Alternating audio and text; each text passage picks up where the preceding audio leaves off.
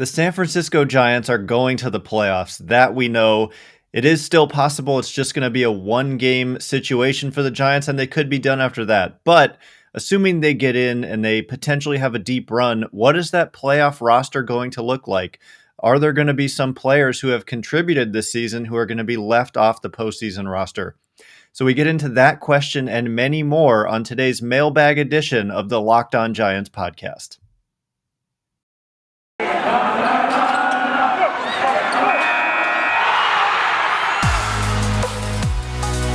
You are Locked On Giants, your daily San Francisco Giants podcast. Part of the Locked On Podcast Network, your team every day.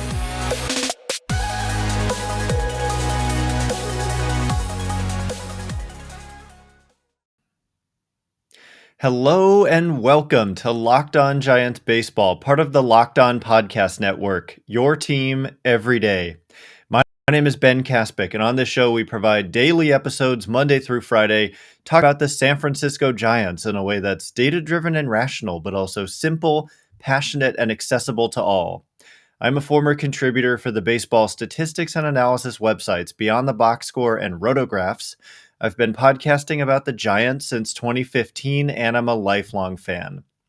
This episode is brought to you by Spotify Green Room. Download the app and join me on Sunday toward the end of the game to get in on the action. And coming up on today's show, as I kind of mentioned there in the opening, we are going to be doing a mailbag. Thank you so much to everyone who submitted questions on Twitter. Jumping right in, first two questions are about the playoff roster, as I kind of teased there. Logan asks, what do you think the playoff rotation will look like? What would be the ideal postseason lineup versus a lefty and versus a righty? And then Matt in Maine asks, with the playoffs looking almost for certain, again, this was a mailbag, the playoffs looking certain, who do you think, or what do you think will be the Giants' 26-man roster?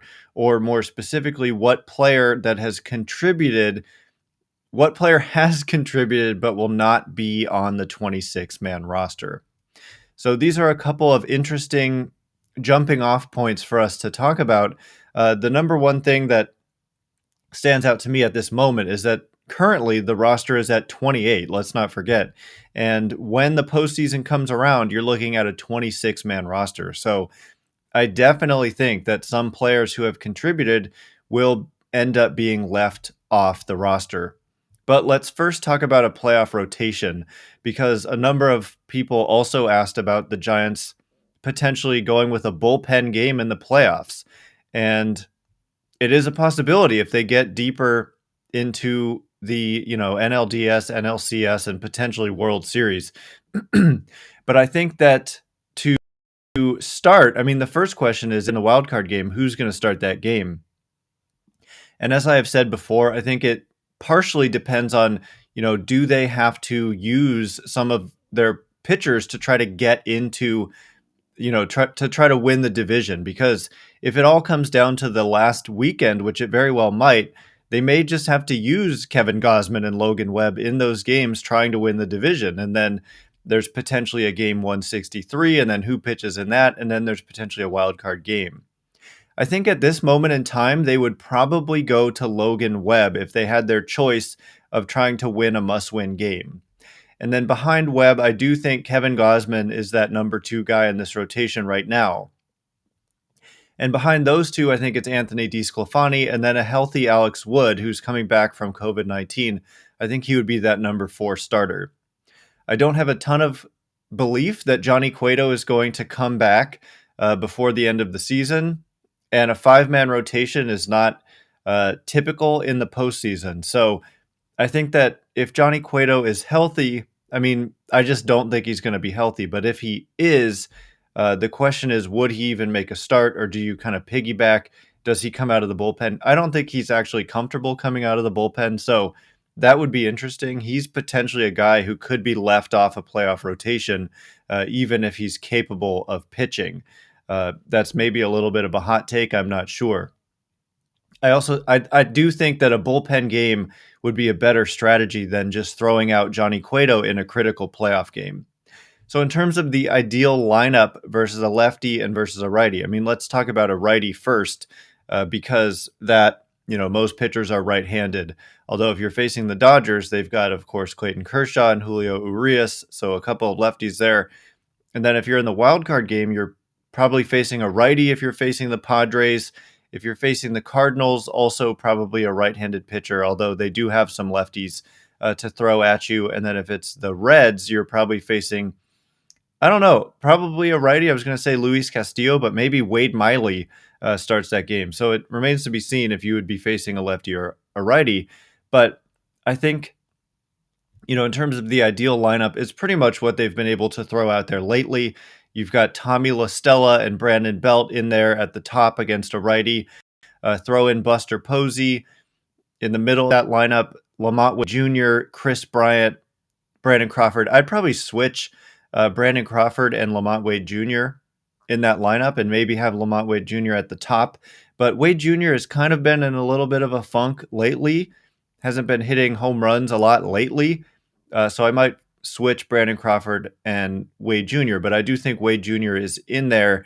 And Yastrzemski, I've got him in center field in a playoff game against a right-handed pitcher. Evan Longoria is in there too.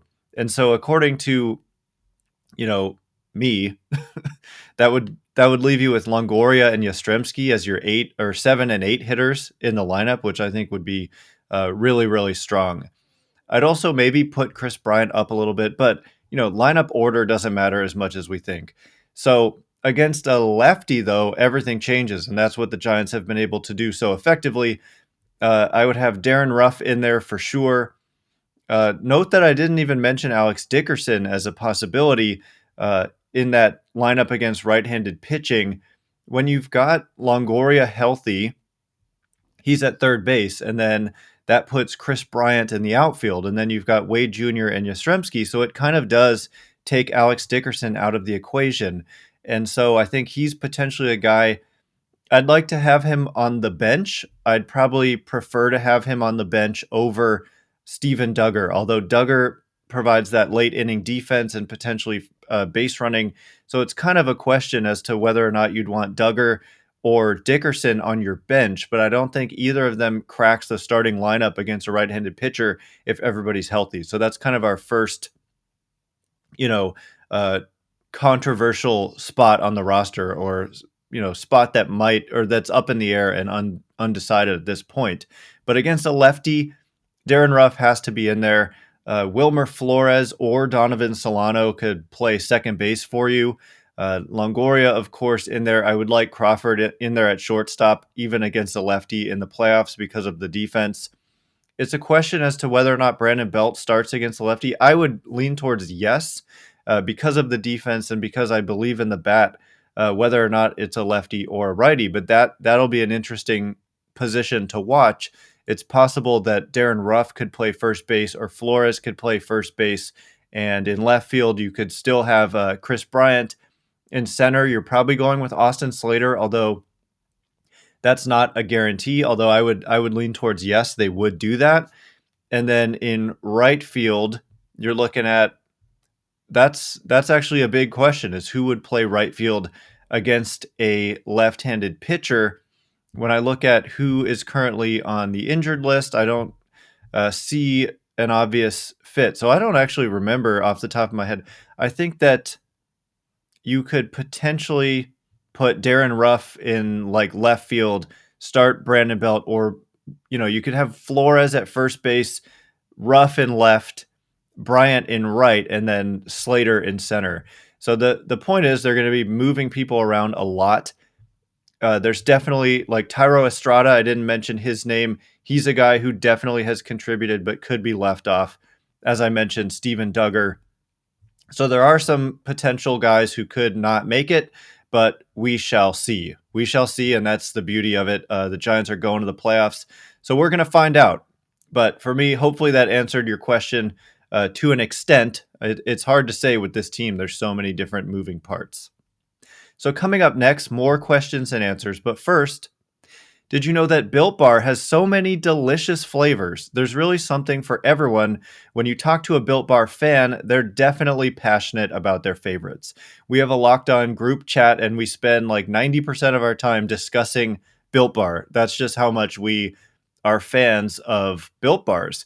They've got coconut, cherry, raspberry, mint brownie, double chocolate, salted caramel, strawberry, orange, cookies and cream, German chocolate. You want to know what my favorite flavor is? I can't pick, but I'll just say raspberry. I like them all. They are delicious and taste like candy bars, but very importantly to me, they come in with a healthy profile, just 4 to 5 grams of sugar and packing a punch with 17 to 18 grams of protein. Go to builtbar.com and use promo code LOCKED15 and you'll get 15% off your next order. Use promo code LOCKED15 for 15% off at builtbar.com. All right, as promised, we are going to get into more questions and answers. Philney the Younger asks Kaspick's picks, contending team you least want to face / toughest potential opponent for number 1, the NL wildcard, number 2, the NLDS, 3, NLCS, and 4 World Series. And then on the flip side, contending teams you most want to face / easiest potential opponent for the wildcard, NLDS, NLCS, and World Series. So the contending team I would least want the Giants to face in the wild card game, that is a tough question. I mean, they're all going to be tough potentially in a one-game situation. And so what I'm thinking about when we're talking about potentially the wild card game, I'm thinking about starting pitching. Who has the starting pitcher who could just potentially go out there and shut you down and beat you in that game? Let's remember that game is going to be in San Francisco if the Giants are in the wild card game. I honestly want to lean towards the Padres being the team I would least want to face in the wild card game. I think they would have a full head of steam. That team has an attitude, and if they make it to that game, like for them, that's the only thing they're playing for is that second wild card spot. They know they're not going to win the division. They've already been eliminated. They know they're not going to be the number 1 wildcard team. So if they get into that second wildcard game, first of all, it would probably mean they've defeated the Giants some down the stretch because they play each other still 6 more times in the last 15 games for the Giants, including the last 3 of the regular season. And so you're potentially going to play a series against them to end the season. And let's say Padres win some games and clinch that second wildcard spot. They're going to have some confidence against you, and they're going to be able to stay in town potentially, right? Because that last series is in San Francisco, and the wild card game would be in San Francisco. So they would just potentially get a little bit too comfortable, and they can throw at you whoever's hot. I mean, Blake Snell could come off the injured list. I don't think it's going to be Yu Darvish considering his recent struggles, but Joe Musgrove is kind of the guy I fear, although all of these teams have a pitcher they can throw at you who could potentially shut you down. Luis Castillo on the Reds, Jack Flaherty on the Cardinals. I mean, if the Phillies somehow sneak into there, Aaron Nola, is someone I wouldn't want to face. Maybe the Mets. I don't think the Mets have much of a shot to make that game, but maybe, I don't know if you count them as contending. They're 3 games under 500. Padres 6 games over 500. So I don't think the Mets are going to make it there. But anyway, I've got to move on to the second part of this question. The NLDS, the team I would least want to face is obvious. It's the Dodgers. Although the Giants have played the Dodgers tough during their stretch of dominance. Since 2013, they've played the Dodgers as tough as anybody. But that team is just ridiculously terrifying. I mean, the starting pitching, the offense, the bullpen, they are a complete team.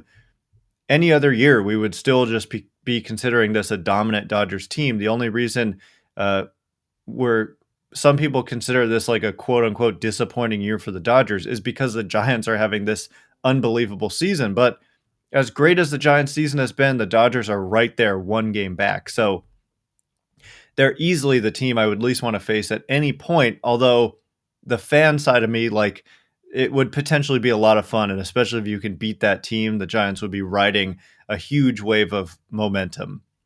So in terms of the NLCS, it's likely that the Brewers are going to face the winners of the NL East, and the winner of the NL East is probably going to be the Braves, but the Phillies are still in play. Definitely would not want to face the Brewers when it comes to Brewers or Braves.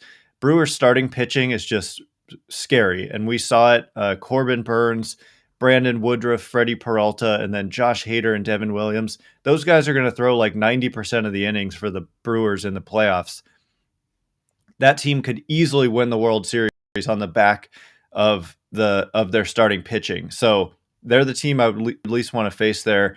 And then in the World Series, honestly, I'm not as scared as any of the teams in the AL as I am of several teams in the NL. The team I would least want to face is probably the Tampa Bay Rays.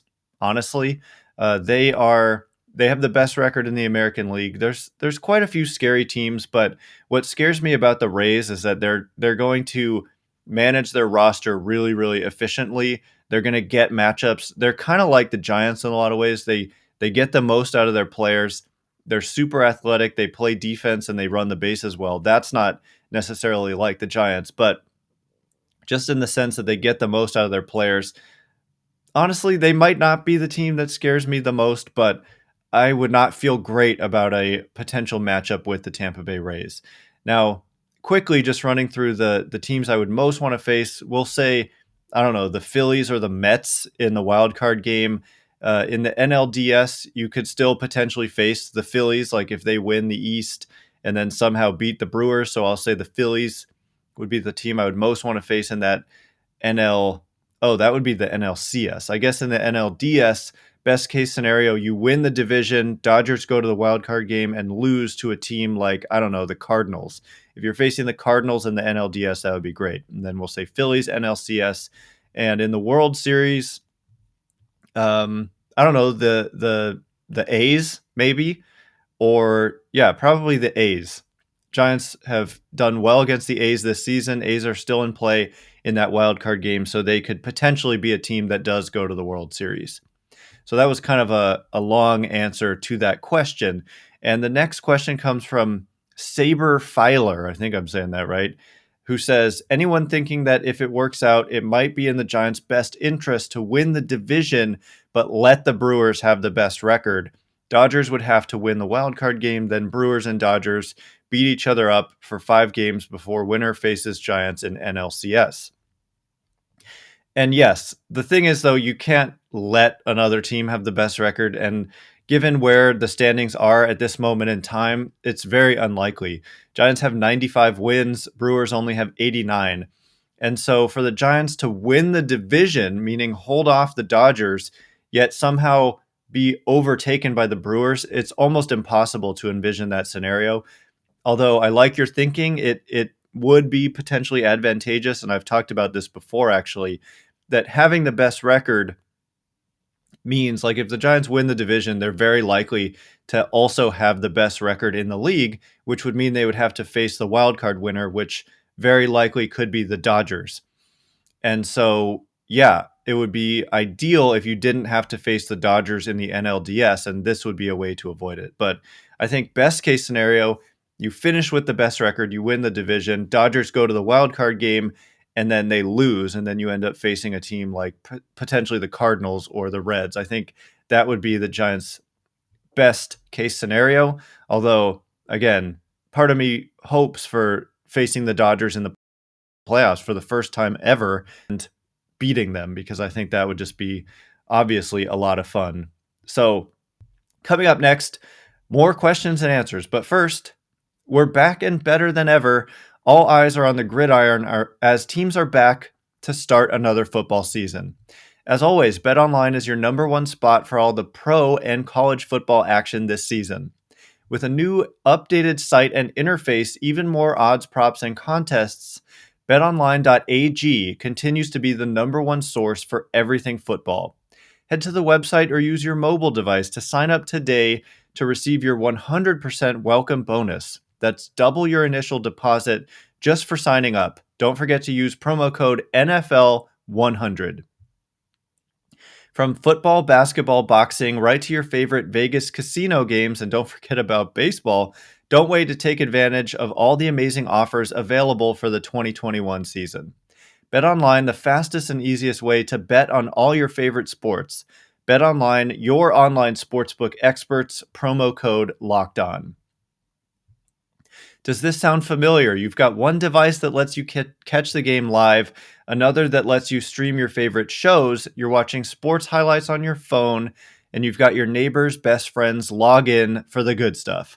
Well, I want to tell you about a simple way to get all that entertainment you love without the hassle, and a great way to finally get your TV together. It's called DirecTV Stream, and it brings your live TV and on-demand favorites together like never before, so you can watch your favorite sports, movies, and shows all in one place. That means no more juggling remotes and no need to buy another device ever again. And the best part, there's no annual contract. So get rid of the clutter and the confusion and get your TV together with DirecTV Stream. You can learn more at directv.com. That's directv.com. Compatible device required. Content varies by package. All right, as promised, we are going to get into more of your questions and answers. Again, thank you so much to everyone who participated by submitting questions on Twitter. Curtis asks, hope this isn't too late, but with Kris Bryant struggling of late and his likely massive impending price in the offseason, do you think the Giants will be interested in re-signing him? What do you think they'll offer versus what he'll end up signing? So this is an interesting question because I think we have seen enough of Kris Bryant to understand there's a lot of talent in there, but he's also not a perfect player. And so, the question is he someone they want to lock up long term? And I think that part of what is attractive to me about this kind of question and thinking about this is that they have what am I trying to say?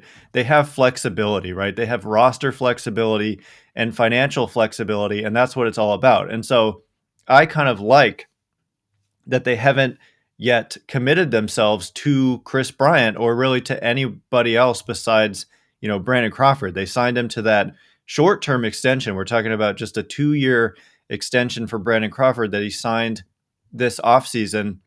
I saw an article by Kerry Crowley today.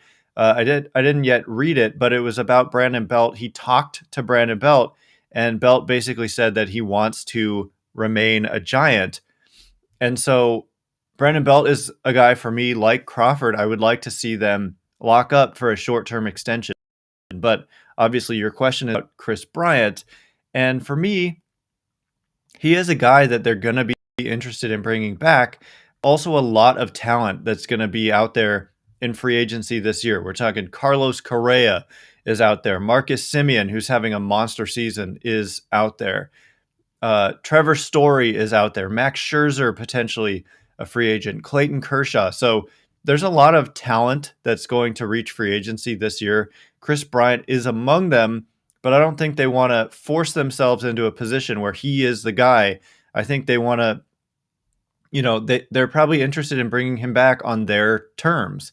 I like the way he's able to move around the diamond, but let's be real. He's struggled defensively at third base a little bit. He's had several actually throwing errors where he's just kind of either thrown the ball high or pulled it to his left and not gotten some key outs on some throws. And also defensively, while he can play outfield, as I even said before the trade happened, he plays a lot of positions, but I don't think he plays any of them all that well. I think he's capable at those positions, but he's not plus at any of those positions. And to me, he's a big guy. I mean, he's 6'5", 230, according to Fangraphs. Obviously, the height is not something that varies, but I don't know if the weight is accurate. But my point is that he's while he's fast, he's not like the quickest, if that makes any sense. So anyway, your question is, what do you think they'll offer and what do you think he'll get? I have pointed to the George Springer contract as a comp. I'm trying to go based on memory. I think it was 6 years, $150 million. It's hard to do math when you're like on the fly like this.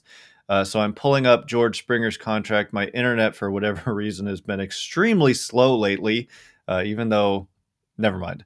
I think it's 6 years, 150 million, and that 25 million a year sounds about right as a comp for Kris Bryant in terms of what I think he'll get. I think the Giants would like to come in under that. I remember Dan Zimborski of Fangraphs came up with a what his projection system thought George Springer was going to be worth over the next X amount of years and came up with an ideal contract. And I think it was like 5 years, 108 million or something like that. So it's possible the Giants come in with a deal more like 110, 105. But again, they're going to give themselves the flexibility to be able to make an offer like that to Bryant, but also make an offer to Marcus Semien, also potentially make an offer to Carlos Correa. Corey Seager is a guy I didn't mention.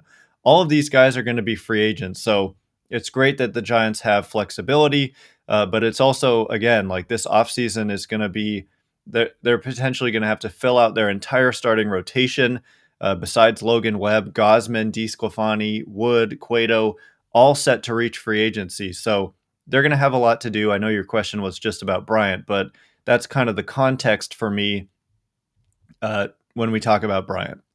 So moving on, the last question comes from John, who says, wouldn't it be beneficial to the overall bullpen health down the stretch to call up the hottest AAA starting pitcher for a spot start instead of expecting 8 to 10 relievers to all be on their game on the same day?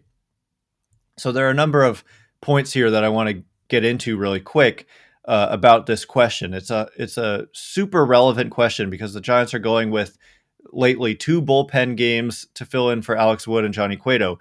Wood is supposed to come back tomorrow on Saturday, so it'll be less of a concern moving forward.